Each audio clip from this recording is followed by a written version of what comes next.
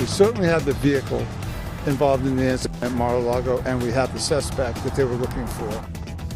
Developing tonight, charges are set to come down for a suspect in Florida over another attempted assassination on Donald Trump.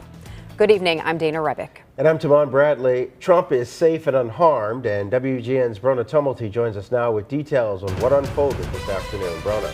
Good evening, guys. Yeah, one man identified as Ryan Wesley Routh is in police custody, pulled over in a black SUV after allegedly fleeing the former president's golf course in West Palm Beach. Authorities say an eagle-eyed Secret Service agent spotted the suspect and opened fire, which sparked a swift manhunt and arrest.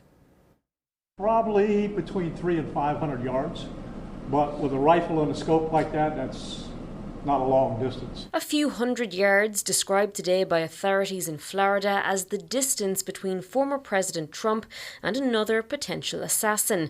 We're told a man now identified as Ryan Wesley Routh is in custody after allegedly being spotted on the grounds of the Trump golf course in West Palm Beach by a member of the Secret Service who opened fire. The Secret Service agent that was on the course did a fantastic job.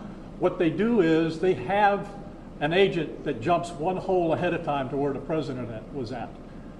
And he was able to spot this rifle barrel sticking out of the fence and immediately engage that individual, at which time the individual took off. It's not clear if the suspect fired back, but evidence was reportedly left behind in the bushes. In the bushes where this guy was is an AK-47 style rifle with a scope, two backpacks which were hung on the fence that had ceramic tile in them, and a GoPro, which he was going to take pictures of.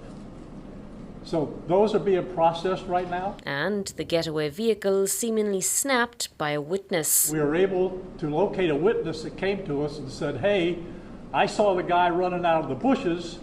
He jumped into a black Nissan, and I took a picture of the vehicle and the tag. That information immediately disseminated to local law enforcement. Our road units picked the vehicle up, and then we waited a while. We didn't stop him right away. We didn't want a high-speed chase, so we were able to wait until we had adequate units, surrounded the vehicle, and then forced it to a stop. All of this follows a separate attempt on Donald Trump's life back in July, when a bullet grazed his ear during a rally in Pennsylvania, prompting higher security detail at his subsequent events. The threat level is high. We have increased the amount of assets that we've supported, so we live in danger times. So yes.